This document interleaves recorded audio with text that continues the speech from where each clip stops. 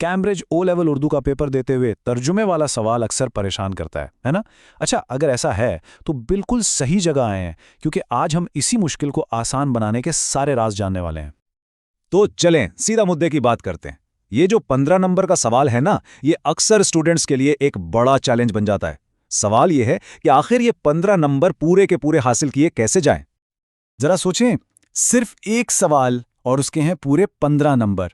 मतलब ये इतना बड़ा हिस्सा है पेपर का कि इस पर महारत हासिल करना समझे कि इम्तिहान में कामयाबी के लिए बहुत ही ज़रूरी हो जाता है। अच्छा, तर्जुमा शुरू करने से भी पहले एक बहुत ज़रूरी काम है, और वो ये कि हम मुम्तहिन के दिमाग को समझें। आखिर वो चेक करते हुए हमारे जवाब में ढूंढ क्या रहे होते हैं। और ये देखें, ये स्लाइड जो है ना, ये सबसे बड़ा राज खोल रही है। नंबरों की तकसीम पर गौर करें। सिर्फ 5 नंबर इस बात के हैं कि मालूमात ठीक ठीक मुंतकिल हुई या नहीं, जबकि पूरे 10 नंबर यानी 2/3 मार्क्स इस बात के हैं कि ज़ुबान कितनी अच्छी है, कितनी रवां है। तो मतलब साफ है, ये सिर्फ लफ्ज़ ब लफ्ज़ तर्जुमा करने का खेल नहीं है। तो सवाल ये है कि ये जो 10 नंबर हैं ज़ुबान और रवानी के, इनमें आखिर है क्या क्या? अच्छा, तो इसमें सब कुछ आ जाता है। मुम्तहिन ये देखेगा कि क्या अल्फाज मुनासिब इस्तेमाल हुए हैं, ग्रामर ठीक है, इमला की कोई गलती तो नहीं, सबसे अहम क्या जुमलों की साख्त उर्दू के हिसाब से है, और हाँ, रमूज़ औकाफ यानी पंक्चुएशन और जुमलों को जोड़ने वाले अल्फाज का इस्तेमाल कैसा है। ये सारी चीज़ें मिलकर एक बेहतरीन तर्जुमा बनाती हैं। ठीक है, तो अब हमें ये तो पता चल गया कि मुम्तहिन को क्या चाहिए। तो अब चलते हैं इस अमली तरीके की तरफ, एक ऐसा स्टेप बाय स्टेप तरीका जिससे किसी भी पैराग्राफ पर कामयाबी से इस्तेमाल किया जा सकता है। ये रहा वो 3 कदमों वाला फॉर्मूला जो इस सारे मुश्किल काम को बिल्कुल आसान बना देगा। पहला स्टेप, कीलीदी अल्फाज यानी की वर्ड्स को पहचानें। दूसरा स्टेप, लफ्ज़ ब लफ्ज़ नहीं बल्कि छोटे छोटे हिस्सों या चंक्स में तर्जुमा करें। और तीसरा, आखिरी स्टेप, तर्जुमे को दोबारा पढ़कर उसकी ज़ुबान को बेहतर बनाएं ताकि उसमें एक कुदरती बहाव आ जाए। तो सबसे पहला कदम है बुनियाद रखने का। करना क्या है? पूरे पैराग्राफ को पढ़कर उसमें से सबसे अहम अल्फाज यानी कीवर्ड्स निकाल लें और फिर उनके लिए बेहतरीन उर्दू अल्फाज ढूंढें। जैसे यहाँ देखें, इकोलॉजिकल कंडीशंस के लिए माहौलियाती हालात और हैबिटेट्स के लिए रहने की जगह या मस्कन।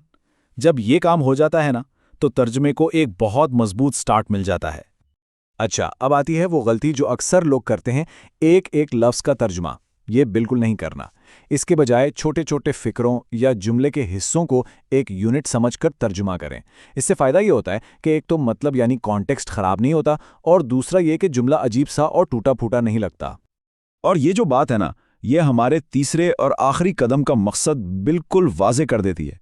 असल हदफ यही है कि तर्जुमा इतना शानदार हो कि पढ़ने वाले को लगे ही नहीं कि ये तर्जुमा है, बल्कि ऐसा लगे जैसे ये तहरीर लिखी ही उर्दू में गई थी।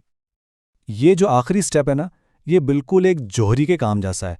मतलब अब आप अपने किए हुए तर्जुमे को चमका रहे हैं, इसे दोबारा पढ़ें, कुछ अल्फाज बदल कर बेहतर करें, जुमलों को और रवां बनाएं, और ये पक्का करें कि तहरीर पढ़ने में बिल्कुल नेचुरल उर्दू लगे।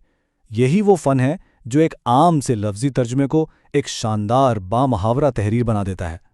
चलें, अब बात करते हैं उस सबसे बड़ी मुश्किल की, वो चीज़ जो अच्छे अच्छों को कंफ्यूज कर देती है, और वो है अंग्रेजी और उर्दू के जुमलों की बनावट का बुनियादी फ़र्क।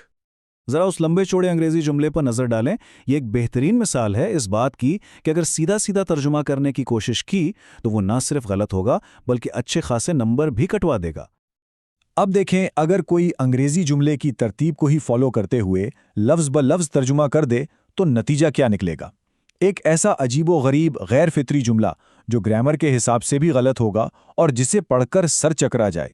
तो फिर इसका हल क्या है? बहुत सादा, जुमले के हिस्सों की तरतीब बदलना। और यहाँ एक टिप याद रखें, अक्सर बल्कि ज़्यादातर अंग्रेजी जुमले का जो आखिरी हिस्सा होता है ना, वो उर्दू तर्जुमे भी शुरू में आ जाता है। ऐसा करने से जुमले में एक मंतकी रब्त भी पैदा होता है और वो सुनने में बिल्कुल नेचुरल लगता है, जैसा कि इस मिसाल में साफ नजर आ रहा है। तो ये जो 3 स्टेप का तरीका है और जुमलों की तरतीब बदलने का फ़न है, ये बहुत ज़बरदस्त टेक्निक्स हैं। लेकिन इन सब की बुनियाद एक आखिरी और शायद सबसे ज़रूरी चीज़ पर टिकी हुई है, और वो चीज़ है ज़ख़ीरा-ए अल्फाज यानी वोकैबुलरी।